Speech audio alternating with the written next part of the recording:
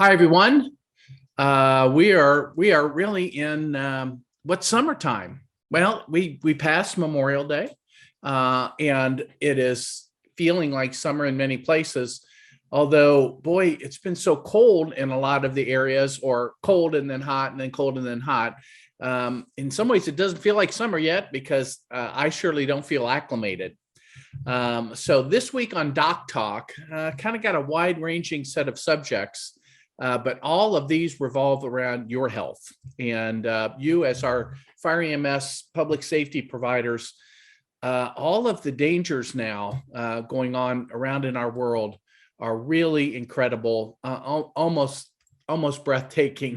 After we've been through 2 years of pandemic, and now seeing what's going on. So let's get down to talking about your health and your ability to take care of yourself and the threats to us right now. So number one, and kind of timely, is as it warms up quickly and then gets cold and then warms up and then gets cold, your body doesn't know what to do. And I'll just say this is the season where we have heat problems in our staff members. And on those days when all of a sudden it's hot, and you get a working incident out there, regardless of what it is. For our wildland group in particular, I should be talking to you because our wildland is maximal at risk for this. Be careful. Gauge your ability to work in the heat. Make sure that you're drinking enough, not just when you're on duty, but very importantly, when you're off duty or prepping. For the company officers, make sure we have drills and we have hose testing, which ordinarily takes place this time of the year.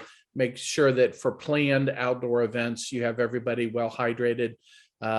Make sure that they are taking their fluids during their downtime, and counting on a regular cycle of getting fluids. And if the exercise and it's really hot outside, and I know we have to work in those circumstances, but I'm just pointing out at this point, we're not as acclimated as we will be in August and September.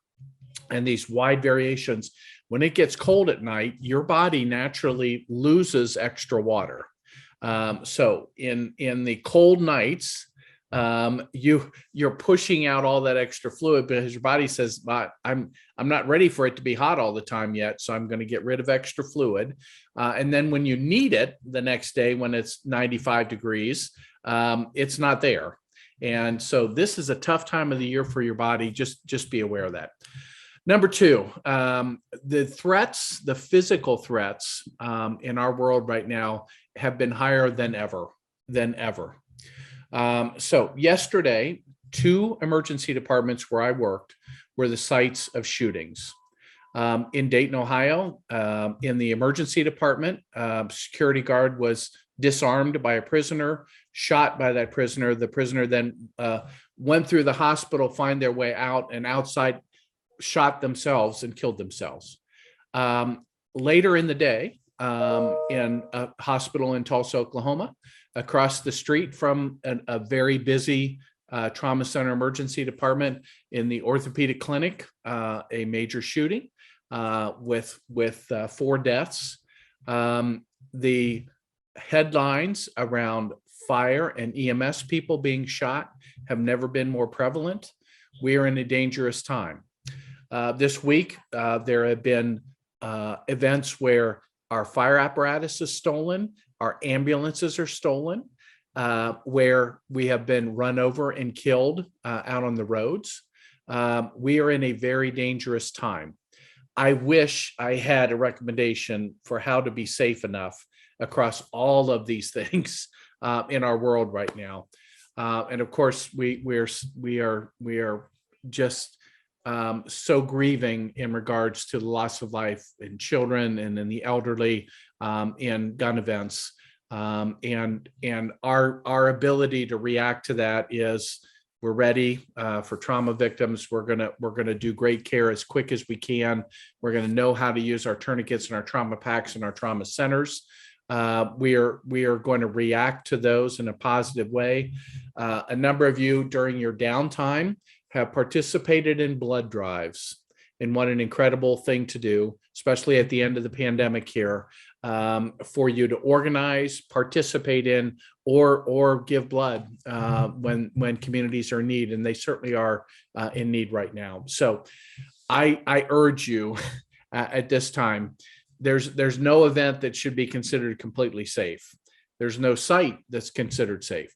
There's another story yesterday of a station of a company that happens to be a volunteer company that 4 vandals went into and just completely vandalized, stole very little, but just absolutely devastated the station and the department that has served there for many, many years to their community. So be safe. That's the bottom line. Be safe. All right. Infectious disease headlines of the week. Still some concern about monkeypox around a patient with terrible looking lesions and looking ill otherwise. Protect yourself, and don't get any more personnel close to the patient than have to be there to do care. In regard to COVID, we are in places now where communities have high incidence of COVID. The health system not overwhelmed, but it's spreading. One of my departments now, we're at the end of another rush of cases. So another little wave went through our department with quite a few people ill and with staffing compromised because there's enough people ill and on isolation. So we're having these waves run through. No one hospitalized, no one dead, no one on ventilators, but we're having these waves move through.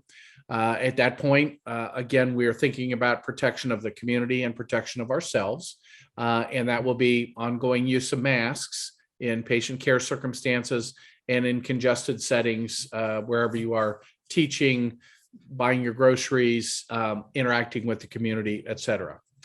Another important piece is this. This is testing. So I received my second set of tests for our family this week.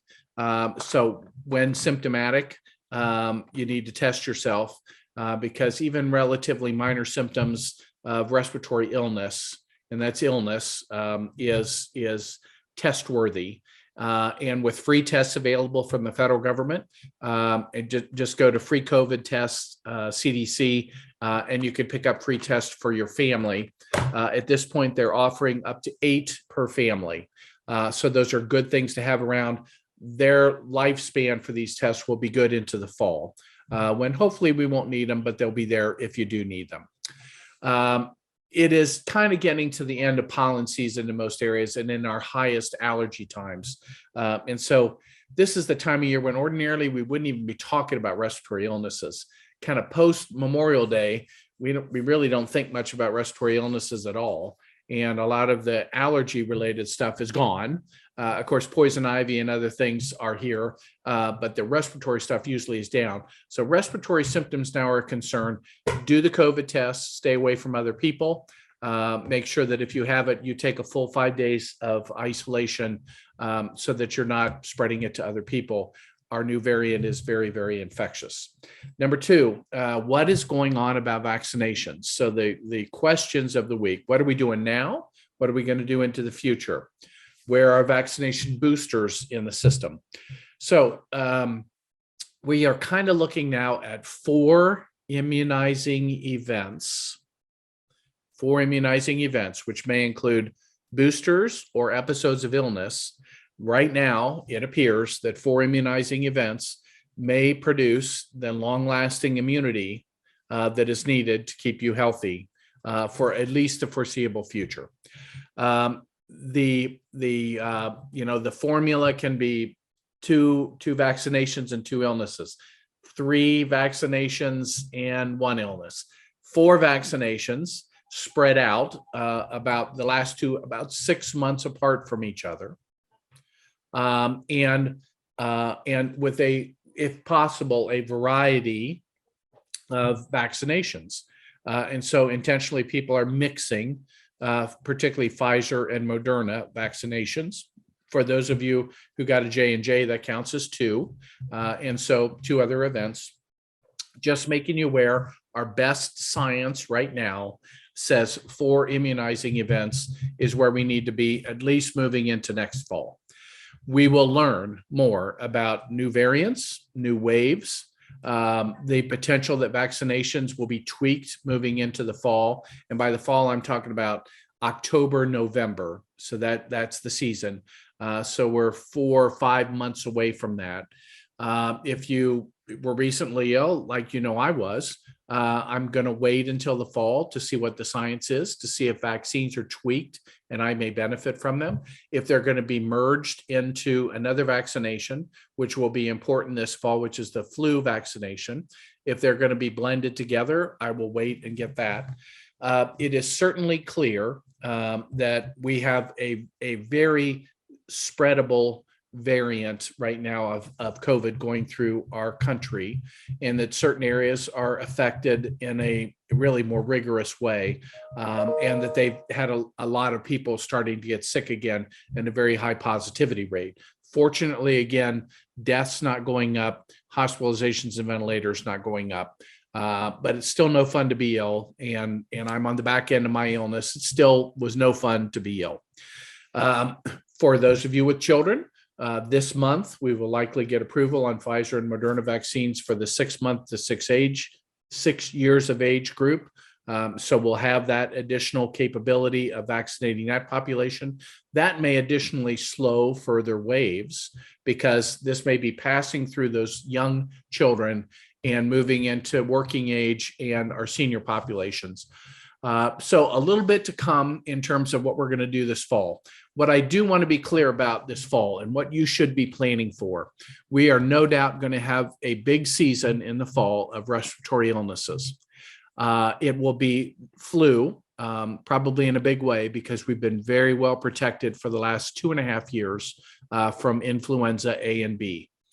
I think you should all plan on getting flu immunizations this year for your personal health and for the health of the people around you, including the people you live with at the stations and on the apparatus, as well as the people that you live with in your home.